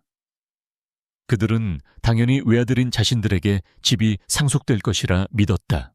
김 변호사가 유언장을 낭독하기 시작했다. 본인 오순재의 예금 및 모든 현금성 자산은 아들 한진철과 며느리 김영숙에게 동등하게 분배한다. 두 사람의 얼굴에 미소가 번졌다. 하지만 김 변호사의 다음 말에 그 미소는 얼어붙었다. 그녀의 통장 잔고는 거의 비어 있었다. 김 변호사가 계속해서 읽어 내려갔다. 그리고 본인의 유일한 재산이자 핵심 자산인 인천시 주안동 소재의 주택 및 해당 토지 일체는 모두가 숨을 죽였다. 본인을 마지막까지 지극정성으로 간호하고 본인의 생명을 구하는데 결정적인 기여를 한 나의 유일한 손녀 한서연에게 단독으로 상속한다. 정적, 그리고 폭발. 뭐라고요? 어머니, 지금 제정신이세요. 치매 걸리셨어요. 한진철과 외숙모가 동시에 소리를 질렀다. 이 유언은 무효야. 저 계집애가 저 요망한 년이 어머니를 홀린 거야. 외숙모가 서연에게 달려들어 머리채를 잡으려 했다. 하지만 그녀의 앞을 산처럼 버티고 선 강민준이 막아섰다. 오순자의 여사가 침상에서 마지막 힘을 다해 소리쳤다. 그녀의 목소리는 약했지만 쇠처럼 단단했다. 나가라. 어머니, 저 요망한 년이 너희가 나를 내다 버렸을 때 내 곁을 지켰다. 그리고 저 배달부 청년 그녀가 민준을 바라보았다. 이 신의를 데려와 내 목숨을 구했다. 저 집은 내 것이었고 이제 서연이 것이다. 내가 살아있는 동안에도 그리고 죽은 후에도 이제 내 눈앞에서 당장 사라지거라. 이 짐승만도 못한 것들아. 외삼촌과 외숙모는 경호원 민준이 조용히 불렀다. 들에 의해 병실 밖으로 끌려나갔다. 그들은 가만두지 않겠다. 법적으로 무효 소송을 걸겠다며 저주를 퍼부었다. 그들의 탐욕은 이제 자신들의 마지막 남은 것을 빼앗겼다는 분노와 살해로 변해 있었다. 서연은 자신의 손에 쥐어진 유언장 사본을 보며 멍하니 서 있었다. 할머니는 구했지만 그녀는 이제 가족 전체와 전쟁을 시작하게 된 것이었다. 민주는 창밖으로 사라지는 그들의 증오에 찬 뒷모습을 바라보았다. 그는 이것이 끝이 아님을 직감했다. 이것은 더 더럽고 추악한 싸움의 시작일 뿐이었다. 천일그룹이 주최하는 연례자선 갈라 디너. 서울의 그랜드 하얏트 호텔. 그랜드 볼룸은 대한민국 그 자체를 옮겨놓은 축소판이었다. 정치인들의 거짓 웃음 재벌, 총수들의 계산적인 악수, 그리고 카메라 플래시 세례를 받는 톱스타들의 화려한 드레스. 공기는 수천만 원짜리 와인 향과 야망, 그리고 은밀한 거래의 냄새로 무거웠다. 이 연회의 주최자는 명실상부 대한민국 경제계의 대통령 천일그룹의 박진환 회장이었다. 이 자리에 강민준과 한서연이 초대된 것은 필연이었다. 아들아, 박진환 회장은 전화 너머로 인자하게 말했다. 언제까지고 그림자 속에만 숨어 살 수는 없는 법이다. 이제 네가 천일의 후계자임을 공식적으로 알려야 할 때가 왔다. 그리고 네가 보호하고 있다는 그 아가씨도 함께 데려오너라. 이 아비에게 정식으로 소개시켜줘야지. 그것은 명령이었다. 서연은 이 세계가 두려웠다. 그녀는 박 회장이 보내준 그녀의 평생 수입으로도 감당 못할 우아한 실크 드레스를 입고 있었지만 마치 남의 옷을 훔쳐 입은 듯 위축되어 있었다. 반면 민주는 이 모든 소동이 그저 지루했다. 그는 박 회장이 보낸 최고급 턱시도 대신 단정하지만 그 어떤 브랜드 로고도 없는 검은색 맞춤 슈트를 입었다. 그는 배달부도 재벌 2세도 아닌 그저 강민준으로 그곳에 서 있었다. 그의 등장은 큰 주목을 받지 못했다. 사람들은 그저 박 회장의 먼 친척이거나 새로운 비서 정도로 수군거릴 뿐이었다. 재앙은 그들이 가장 방심했을 때 찾아왔다. 어머나, 저것 좀 봐. 저게 누구야? 가장 먼저 그들을 발견한 것은 서연의 외숙모 김여사였다. 할머니의 유언장 사건 이후 그들은 서연과 민준을 철천지원수로 여기고 있었다. 그들이 어떻게 이 자리에 왔는지는 중요하지 않았다. 아마도 외삼촌 한진철이 삼진부품의 대표 자격으로 민준이 살려준 회사였지만 그들은 그것을 몰랐다. 가장 낮은 등급의 초대를 받은 것 같았다. 그들은 완벽한 먹잇감을 발견한 하이에나처럼 몰려들었다. 세상에 한서연, 네가 여길 어떻게 왔어? 그리고 아니 저놈은 한진철 외삼촌의 눈이 경멸로 번들거렸다. 쿠팡 배달부가 여긴 웬일이야 설마. 너 2년 할머니 집 판돈으로 저놈 기둥서방 노릇이라도 하는 개냐. 그의 목소리는 매우 컸다. 주변의 모든 테이블이 순식간에 조용해지며 그들을 주목했다.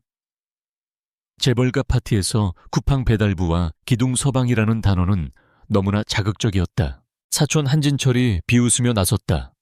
와, 진짜 대단하다. 우리 집안 망신은 혼자 다 시키네. 야, 배달부 아저씨. 여기 스테이크 배달비는 얼마 받기로 했어? 아니면 서연이 몸값으로 퉁쳤나? 서연의 얼굴이 핏기 없이 하얗게 질렸다. 그녀는 사람들의 비웃음과 경멸 어린 시선 속에서 그 자리에 얼어붙었다. 이게 무슨 소라냐. 역시 천박한 것들은 어딜 가나 티를 낸다니까. 불난데 기름을 붓는 목소리. L그룹의 최영민이었다. 그는 김마담에게 쫓겨난 그날의 굴욕을 잊지 않고 있었다. 그는 아버지인 최 회장과 함께 와 있었고 이 완벽한 복수의 기회를 놓치지 않았다. 최영민은 샴페인 잔을 들고 그들에게 다가왔다. 그는 민준을 위아래로 훑어보았다. 그러게 말입니다, 한진철 씨. 저런 놈은 발렛 파킹 주차장에도 못 들어오는 놈인데 혹시 오늘 행사의 케이터링이라도 맡았나? 그는 민준의 어깨를 손가락으로 툭툭 쳤다. 어이 드라이버님, 내 차 키 줄 테니까 주차 좀 다시 해와. 팁은 두둑하게 줄게. 이것은 완벽한 사회적 린치였다. 재벌 상속자와 중소기업 사장, 그리고 그 가족들이 연합하여 신원불명의 남자 하나와 그가 데려온 여자를 공개적으로 매장시키고 있었다. 서연은 눈물이 터져 나왔다. 그녀는 민준의 옷소매를 잡았다. 민준 씨, 우리 그냥 나가요. 제발. 그러나 민준은 미동도 하지 않았다. 그는 지루했다. 정말로 지루했다. 아수라를 상대해야 할 이 시간에 이런 저급한 벌레들의 소음을 듣고 있어야 한다는 사실이 견딜 수 없이 피곤했다. 그는 그저 손에 든 물잔을 바라보고 있었다. 그의 침묵은 최영민과 한진철을 더욱 오만하게 만들었다. 왜 말이 없어? 쫄았냐? 내 놈이 룸살롱에서 블랙카드인지 뭔지 들이밀던 배짱은 어디 갔어? 여긴 내 아비 박진환과 주최하는 곳이야. 내 놈이 천일그룹 양아들이라고 설친다며 어디 내 아버지 불러와 보시지. 최영민이 악을 썼다. 바로 그때였다. 쿵! 그랜드 볼룸의 거대하고 육중한 정문이 마치 누군가의 명령에 복종하듯 안쪽으로 활짝 열렸다. 음악이 멎었다. 모든 사람들의 대화가 끊겼다. 행사장 입구로 5명의 인형 린예잉이 걸어 들어오고 있었다. 5명의 남자. 아니, 4명의 남자와 1명의 여자였다. 그들은 약속이라도 한 듯 완벽하게 재단된 검은색 턱시도를 입고 있었다. 그들은 이 화려한 연회장에 그 어떤 재벌 총수나 정치인보다 더 압도적인 기운을 뿜어냈다. 그들이 걷는 것이 아니었다. 그들은 마치 미끄러지듯 하나의 그림자처럼 움직였다. 사람들이 술렁이기 시작했다. 몇몇 정계의 거물들이 그들을 알아보고 경악으로 얼굴이 굳었다. 저들은 5대 그림자, 우다 그림자였다. 선두에 선 남자는 청룡 칭롱. 대한민국 금융계를 마쿠에서 움직이는 전설적인 킹메이커. 그 뒤의 거구는 백호비아이 후 청와대와 국회를 주무르는 최고의 정치 픽서. 유일한 여자인 주작주쾌. 은 국정원의 모든 데이터를 손에 쥔 정보의 여왕. 그들은 박진환 회장의 손님 명단에도 없던, 감히 초대할 수도 없는 존재들이었다. 그들은 유령이었다. 전설이었다. 그런데 그들이 지금 이곳에 실체로 나타난 것이었다. 그들은 연회의 주최자인 박진환 회장에게 눈길조차 주지 않았다.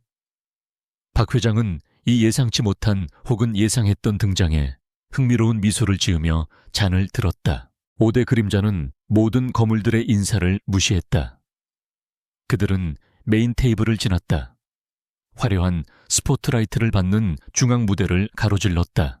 그들은 곧장 모든 이의 비웃음거리가 되어 있던 구석 테이블, 최영민과 한씨 일가에게 포위된 강민준과 한서연의 테이블을 향해 걸어왔다. 최영민과 한진철은 자신들도 모르게 길을 비켜주었다. 이 살벌한 기운의 불청객들이 왜 하필 자신들의 먹잇감에게로 향하는지 이해할 수 없었다. 5명의 그림자가 멈췄다.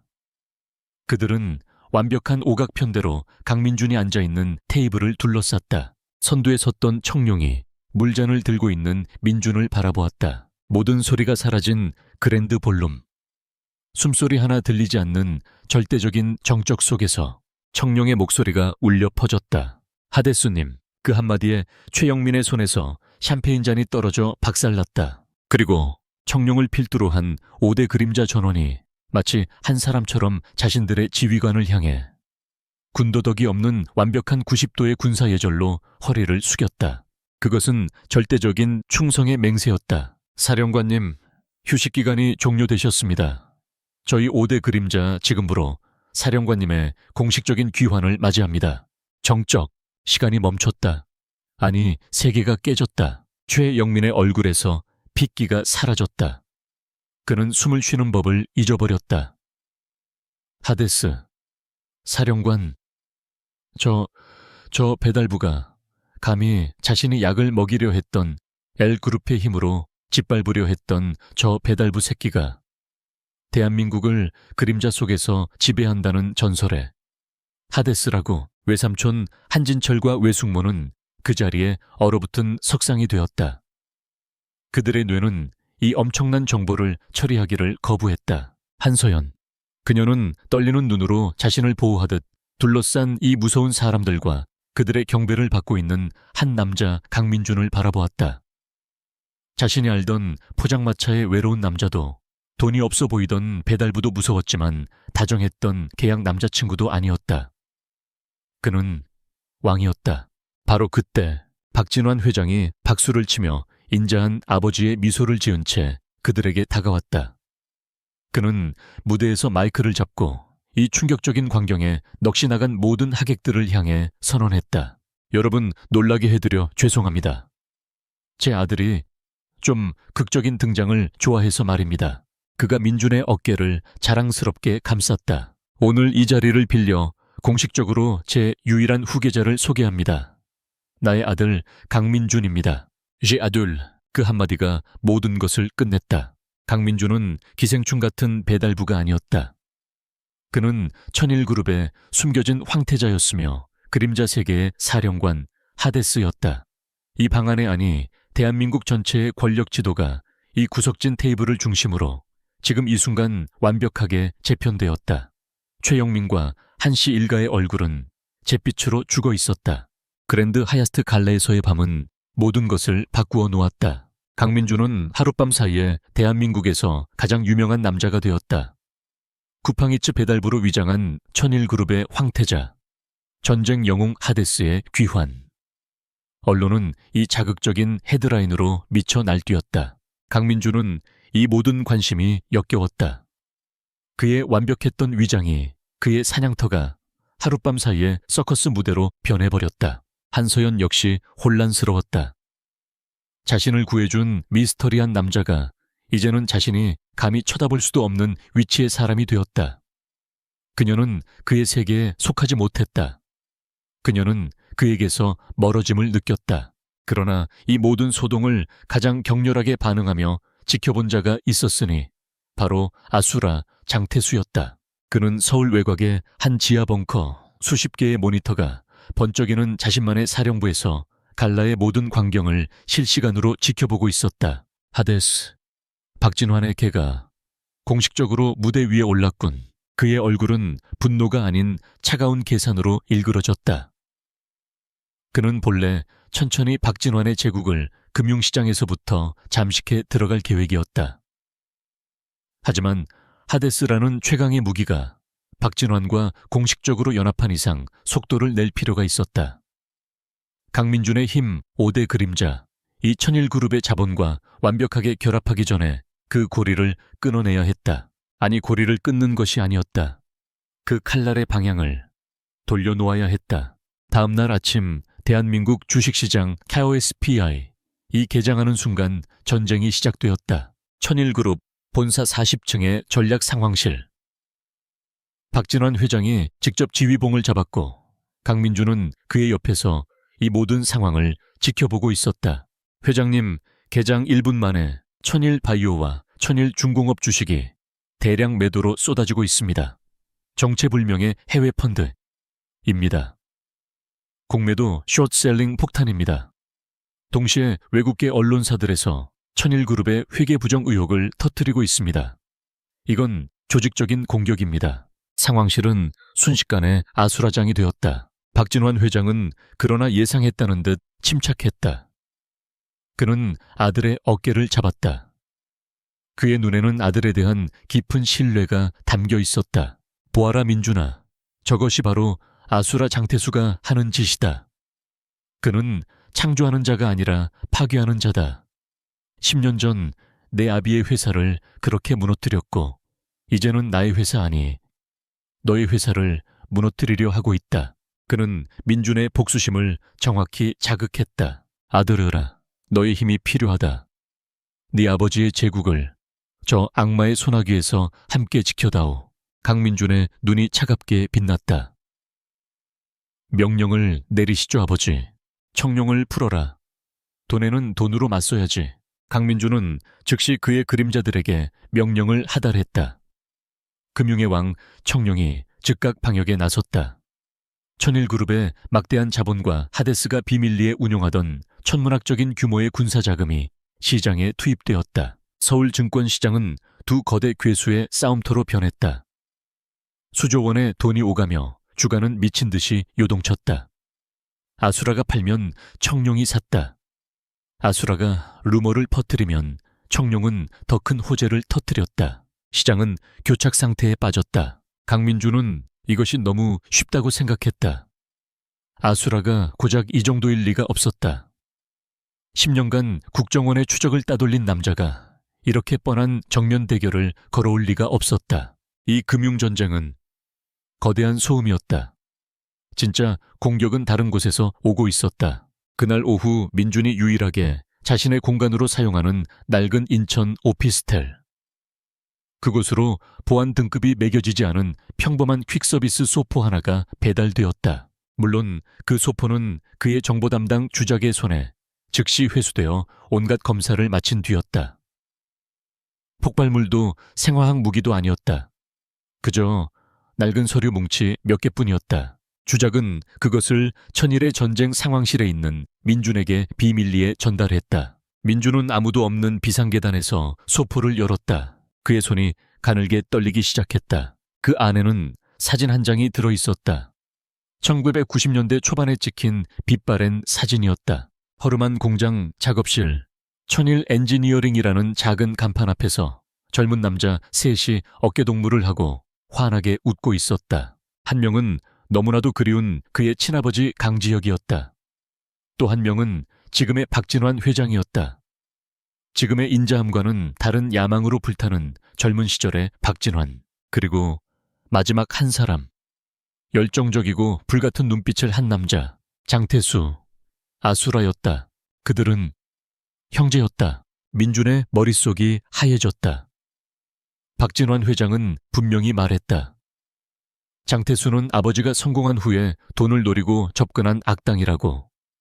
하지만 이 사진은 그들이 모든 것을 함께 시작한 창업 동지임을 증명하고 있었다. 사진 밑에는 계약서 사본들이 있었다. 천일 엔지니어링 공동 창업 계약서. 강지혁 40%, 박진환 30%, 장태수 30%, 그리고 마지막으로 암호화된 USB 하나가 들어있었다. 민주는 자신의 보안 태블릿에 그것을 꽂았다. 영상 파일이 아니었다. 단순한 텍스트 파일 하나가 열렸다. 하데스. 아니 강민준. 너는 지금 내 아버지의 원수를 사냥하고 있다고 믿고 있겠지. 좋다. 그렇다면 이 질문에 답해보아라. 10년 전 그날 내 아버지는 브레이크가 파열된 차를 타고 절벽으로 추락했다. 그런데 왜 박진환은 그날 늘 함께 다니던 그 차에 타고 있지 않았을까? 이틀 뒤 나는 횡령 혐의로 수배자가 되었다. 내 아버지를 죽인 살인범이라는 누명까지 쓴 채로 나는 도망쳐야 했다. 박진환의 개들이 나를 죽이려 했으니까. 생각해봐라 강민준. 3명의 동업자 중 1명은 죽고 1명은 도망자가 되었다. 누가 이익을 얻었지? 추이번호. 누가 천일의 모든 것을 차지하고 심지어 살해당한 동료의 아들까지 자비롭게 입양하여 자신의 가장 완벽한 방패이자 가장 충성스러운 사냥개로 키웠을까? 너는 원수를 좇고 있는 게 아니다. 너는 네 원수의 칼로 살고 있는 거다. 진실은 언제나 불편하지. 네가 존경하는 그 아버지에게 직접 물어보아라. 그날 네 아버지의 차 브레이크에 무슨 짓을 했는지. 쿵. 민주는 비상계단 벽에 등을 기댔다. 그는 숨을 쉴 수가 없었다. 없었다. 그의 세계가 무너져 내리고 있었다. 그의 모든 신념, 그의 삶의 목적, 그의 유일한 가족, 박진환 회장, 일폴 아버지 구원자, 선샨, 아수라, 엘월, 살인자, 악이 복수의 대상. 이것이 그가 10년간 살아온 이유였다. 그런데 이 서류는 그 모든 것을 뒤집고 있었다. 사진은 그들이 형제였음을 증명했다. 사건의 순서는 너무나도 편리했다. 박진환이 모든 것을 차지했다. 그는 과거의 기억들을 미친 듯이 되짚었다. 늘 인자했던 박 회장의 미소, 아수라를 향한 그의 끝없는 증오심, 그리고 무엇보다 그가 자신을 하데스로 키워낸 과정, 그것은 아들을 지키기 위함이었나 아니면 또 다른 피해자인 장태수를 제거하기 위한 가장 완벽한 무기를 단련시킨 것이었나. 민주는 차가운 벽에 머리를 박았다. 그는 지금 저 아래 상황실에서 자신의 아버지를 죽였을지도 모르는 남자를 아버지라 부르며 그를 위해 자신의 모든 것을 걸고 싸우고 있었다. 그는 상황실로 천천히 돌아갔다. 박진환 회장이 청룡의 방역 성공 소식에 환하게 웃으며 그를 맞이했다. 잘했다. 아들아, 역시 내 아들이야. 우리가 힘을 합치니 아수라 따위는 적수가 못 되는구나. 민주는 자신의 양아버지를 바라보았다. 그토록 따뜻하고 인자했던 얼굴. 그러나 지금 민준의 눈에는 그 미소 뒤에 숨겨진 피에 젖은 포식자의 얼굴이 아수라의 얼굴과 겹쳐 보이기 시작했다. 그는 알아야만 했다. 10년 전 그날의 진실을. 강민준의 세계는 금이 가고 무너져 내렸다. 그의 낡은 오피스텔 방. 천일그룹의 전쟁 상황실에서 울려대는 수백 통의 부재중 전화를 무시한 채 그는 10년 전의 낡은 사진 한 장만을 응시하고 있었다. 아버지 강지혁, 젊은 박진환, 그리고 불타는 눈의 장태수. 3명의 형제, 그의 모든 신념, 그가 하데스가 되어야 했던 이유. 그의 삶을 지탱해온 복수라는 기둥이 뿌리째 흔들리고 있었다. 양아버지가 들려준 모든 이야기가 거짓일 수도 있다는 의심. 아수라가 살인범이 아니라 자신과 같은 또 다른 피해자일 수도 있다는 끔찍한 가능성. 그의 머릿속이 복잡한 계산이 아닌 순수한 혼돈으로 가득 찼을 때 전화가 울렸다. 암호화된 위성 전화가 아니었다. 그의 평범한 배달부용 스마트폰이었다. 발신자는 한서연이었다. 그는 망설이다 전화를 받았다. 민준 씨, 도와주. 다급한 목소리. 그리고 비명. 전화가 끊겼다. 민준의 심장이 얼어붙었다. 그는 즉시 주작에게 위치, 추적을 명령하려 했으나 그럴 필요도 없었다. 모르는 번호로 문자 메시지 한 통이 도착했다. 사진 한 장. 한서연이 낡은 공업용 의자에 손발이 묶인 채 겁에 질려 있었다. 그리고 그 밑에 찍힌 메시지. 사냥꾼이 사냥감이 되었군. 내 여자다. 내 죄의 대가를 치르고 있다. 인천항 1번 창고. 천일 엔지니어링이 처음 시작된 바로 그곳이다. 혼자 와라, 하데스. 1분이라도 늦거나 내 그림자들을 대동한다면 이 여자는 죽는다. 발신자 A. 아수라. 아수라. 민준의 의심은 분노로 변했다. 이 모든 혼란의 와중에 감히 그녀를 건드려 아수라는 그가 보낸 서류 때문에 자신이 흔들리고 있음을 알고 확인 사살을 위해, 그리고 그를 유인하기 위해 가장 비열한 수를 쓴 것이었다. 진실이 무엇이든 그는 서연을 구해야 했다. 민주는 모든 프로토콜을 무시했다. 그는 5대 그림자에게 연락하지 않았다. 이것은 하데스의 임무가 아니었다. 이것은 강민준의 싸움이었다. 밤이 내린 인천항. 비가 내리기 시작했다. 버려진 질번 창고는 짠 내와 녹슨 소의 냄새로 가득했다. 천일그룹의 신화가 시작되었던 바로 그곳. 지금은 모든 비극의 무대가 되어 있었다. 민준이 창고에 거대한 철문을 밀고 들어섰다. 창고 중앙 희미한 정우 불빛 아래 장태수, 아수라가 서 있었다. 그리고 그 옆에는 서연이 밧줄에 묶여 공포에 떨고 있었다. 그녀를 풀어줘. 이건 당신과 나 둘만의 문제다. 민준이 빗물을 털어내며 낮게 말했다. 둘만의 문제. 아수라가 광기 어린 웃음을 터뜨렸다. 아직도 상황 파악이 안 되나? 하데스, 네가 내 서류를 받고도 아직도 나를 적이라고 생각한다면 넌 네 아비보다 더 멍청한 놈이다. 진실을 말해. 지금 당장. 민준의 목소리에는 인내심이 없었다. 진실, 그래. 진실을 원했지. 아수라가 소리쳤다. 내 놈의 자비로운 아버지 박진환 그자가 모든 것을 훔쳤다. 나와 내 아버지는 피를 나눈 형제보다 더 가까웠다. 이 7번 창고에서 밤을 새워가며 라면을 끓여 먹으며 제국을 꿈꿨다고 하지만 박진환은 탐욕에 눈이 멀었다. 그는 그날의 일을 낱낱이 읊었다. 박진환의 탐욕, 회사를 독차지하려는 계략, 민준의 아버지 강지혁이 결정적인 계약을 따낸 날 박진환이 직접 그의 차 브레이크를 손봤다는 것, 그리고 내 아버지가 죽은 바로 그날 아수라가 절규했다. 그놈은 나에게 가짜 회계장부를 덮어씌워 횡령범으로 만들었다. 내가 네 아버지를 죽이고 도망친 것처럼 꾸민 거야. 나는 살기 위해 도망쳐야 했어. 박진환의 개들이 나를 죽이려 했으니까. 증거는 돼. 증거가 필요해. 아수라가 휘파람을 불었다. 창고 구석에서 떨고 있던 초라한 중년 남자가 끌려 나왔다. 이 남자. 기억하나? 아수라가 남자의 머리채를 잡았다. 박진환의 개인 차고에서 일하던 정비사다. 이자가 박진환의 명령으로 내 아버지 차의 브레이크 라인을 잘랐다. 가족의 목숨을 담보로 살려주세요. 정비사가 울부짖으며 자백했다. 박 회장님이 시켰어요. 강 사장님을 사고로 위장하라고. 전 시키는 대로 했을 뿐입니다. 민준의 세계가 완전히 소멸했다. 그의 온몸의 피가 역류했다. 그가 10년간 복수를 맹세했던 남자 아수라는 피해자였다.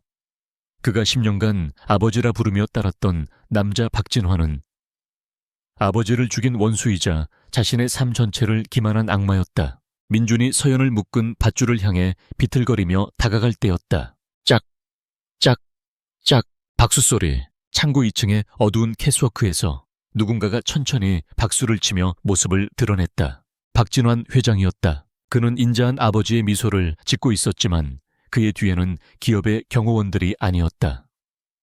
그들은 완전 무장한 눈빛이 살벌한 외국의 용병 부대였다. 브라보, 장태수, 정말 감동적인 연극이군. 하마터면 나도 속을 뻔했어. 민준이 떨리는 목소리로 그를 불렀다. 아버지, 박진환의 미소가 차갑게 굳어졌다. 아직도 나를 아버지라 부르나 내가 정말 너를 사랑으로 입양한 줄 알았더냐. 그의 본색이 드러났다. 나는 보험으로 널 거둔 거다. 방패막이로 비통에 잠겨 친구의 고아 아들을 거둔 슬픈 파트너를. 감히 누가 의심하겠나. 그런데 넌 기대 이상이었지. 너는 방패가 아니라 무기가 되어 주었어. 감히 진실을 아는 유일한 증인 아수라를 사냥하는 나의 가장 완벽하고 충성스러운 무기. 하데스가 박진환이 민준을 경멸하듯 내려다보았다. 그런데 무기가 감히 생각을 하기 시작했어. 망가진 무기는 폐기해야지. 그가 손을 들었다. 모두 죽여라. 증거는 남기지 마. 창고가 순식간에 총성의 지옥으로 변했다. 박진환의 용병들이 무차별적으로 총을 난사했다. 민준 피해. 아수라가 민준을 밀치고 묶여있던 서연의 밧줄을 칼로 끊어냈다. 이 여자 데리고 도망쳐 강민준. 이게 내가 계획한 모든 것이었어. 내 놈이 내 두 눈으로 저 괴물의 진짜 얼굴을 보게 해야 했으니까. 아수라 역시 총을 들고 방역했다. 한때 형제였던 두 남자의 아들들이 이제는 공공의 적을 향해 등을 맞대고 싸웠다. 그러나 박진환의 용병들은 최정예였고 수는 압도적이었다. 두 사람이 컨테이너 뒤에 함께 엄폐했을 때 아수라의 옆구리는 이미 붉게 젖어 있었다. 그는 지병 아마도 암을 앓고 있었다. 그는 어차피 죽을 몸으로 마지막 복수를 계획한 것이었다. 제기랄, 캐스워크에서 이 모든 것을 지켜보던 박진환이 분노로 일그러졌다. 그는 용병의 적용용 라이플을 빼앗아 들었다. 아비가 아들놈 버릇은 직접 고쳐야지. 그가 민준을 향해 직접 총구를 겨눴다. 붉은 레이저 포인터가 격렬하게 숨을 몰아쉬는 민준의 심장 부근을 조준했다. 아수라가 그것을 보았다. 그는 마지막 남은 힘을 다해 민준을 밀쳐냈다. 강지혁, 내 친구 미안하다. 산탄총이 아닌 육중한 적용용 총성이 창고를 울렸다. 아수라의 가슴팍에 거대한 구멍이 뚫렸다. 그는 민준을 대신해 그 총알을 온몸으로 받아냈다. 민준이 쓰러지는 아수라를 부축해 안았다. 총성이 잠시 멎었다. 왜? 민준이 울부짖었다. 쿨럭. 아수라가 피를 토해내며 웃었다. 그놈이 내 아버지를 죽였다. 그리고 우리 둘 다 괴물로 만들었지. 돈 때문에 복수해다오. 나의, 그리고 너의 형제여. 형제. 그 말을 마지막으로 장태수의 눈이 감겼다. 민주는 10년간 자신의 삶을 지탱해온 복수의 대상이 사실은 아버지의 또 다른 피해자였음을, 그리고 그가 자신을 구하고 죽었음을 깨달았다. 민주는 아수라의 시신을 조용히 바닥에 내려놓았다. 모든 슬픔과 혼란, 죄책감이 사라졌다. 그 자리에는 오직 차갑고 신성하며 모든 것을 파괴할 듯한 거대한 분노만이 남았다. 그는 천천히 일어섰다. 용병들이 쏜 총알이 그의 뺨을 스치고 방탄복을 때렸지만 그는 더 이상 아픔을 느끼지 못했다. 그는 캐스워크 위에 서 있는 박진환을 올려다보았다. 그것은 더 이상 강민준의 눈이 아니었다. 그것은 지옥의 문을 열고 귀환한 하데스의 눈이었다. 박진환은 그 눈빛을 보고 생전 처음으로 자신의 등골이 얼어붙는 공포를 느꼈다. 자신이 공들여 만든 최강의 무기가 이제 그 총구를 자신에게 돌렸음을 깨달았다. 비가 내리는 1번 창고. 강철 지붕을 때리는 요란한 빗소리 사이로 한 남자의 마지막 숨소리가 잦아들었다. 형제여. 강민주는 10년간 자신의 삶을 지탱해온 복수의 대상이자 아버지의 또 다른 피해자였던 장태수 아수라의 시신을 안고 있었다. 그의 모든 신념, 모든 논리, 모든 세계가 무너져 내렸다.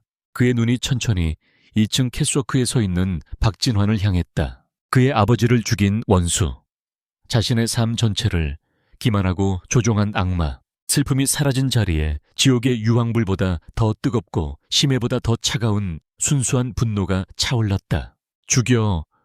박진환이 공포에 질려 소리쳤다. 그는 자신이 만들어낸 저 괴물의 눈빛을 처음 보았다. 당장 저놈을 죽여.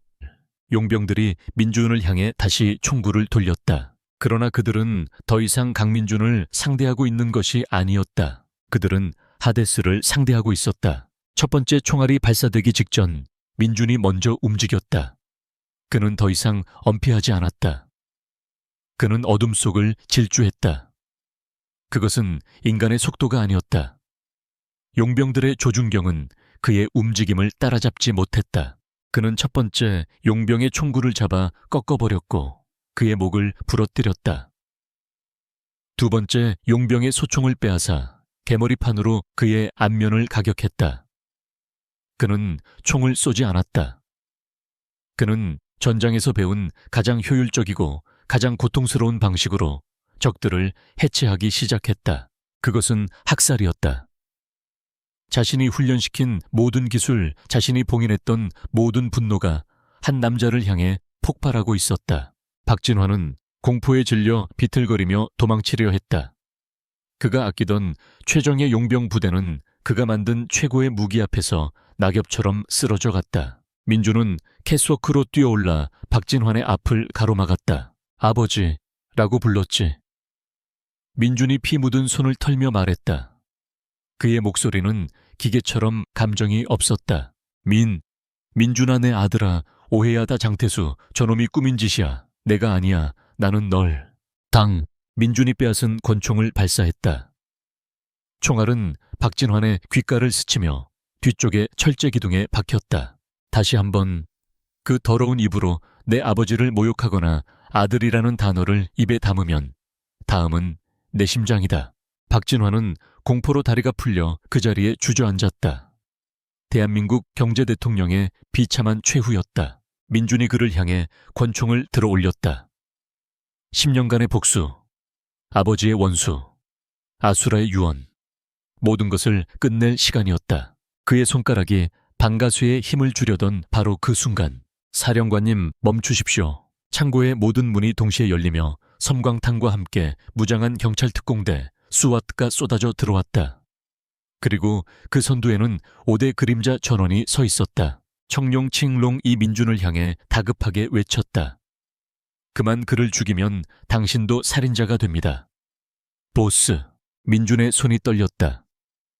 하데스로서의 복수와 강민준으로서의 정의 사이에서 그는 괴로워했다. 모든 것을 들었습니다. 청룡이 귀에 꽂힌 이니어를 가리켰다. 당신이 창고에 진입한 순간부터 모든 대화가 실시간으로 검찰청 서버로 전송되었습니다. 아수라의 증언, 그리고 박진환의 자백까지 전부 청룡이 손짓하자 용병들에게 수갑을 채우던 경찰들 사이로 서울중앙지검의 검사들이 딱딱한 얼굴로 박진환에게 다가왔다. 박진환 씨, 수석검사가 차갑게 체포영장을 내밀었다. 당신을 10년 전 강지혁 씨 살해교사 장태수 씨에 대한 살인 미수 및 횡령 누명, 그리고 천일그룹 강민준 사령관에 대한 살인교사 혐의로 긴급 체포합니다. 박진환은 자신이 듣고 있는 말을 이해할 수 없었다. 어여뻤다. 자신이 법이라고 생각했던 이 나라에서 자신이 체포당하고 있었다. 그는 미친 사람처럼 웃기 시작했다. 하하하하, 내 아들. 내가 만든 내 완벽한 아들. 하데스. 그가 수갑이 채워지며 민준을 노려보았다. 결국 네가 날 무너뜨리는구나. 그래, 내가 틀렸어. 널 무기로만 만들었어야 했는데 감히 인간의 감정을 가르친 것이 내 실수다. 저 계집애가 널 망쳤어. 그의 광기 어린 외침은 빗소리 속으로 사라지며 창고 밖으로 끌려나갔다. 모든 것이 끝났다. 긴장이 풀린 민준의 몸이 휘청거렸다. 전쟁이 끝난 창고 안. 그는 아수라의 시신이 있는 곳으로 천천히 걸어갔다. 그는 10년간 원수라고 불렀던 남자의 얼굴을 내려다보았다. 그는 이제야 이 남자의 얼굴에 서린 것이 악의가 아니라 자신과 같은 깊은 고통과 배신감이었음을 깨달았다. 민준은 자신의 슈트 재킷을 벗어 아수라의 얼굴을 덮어주었다.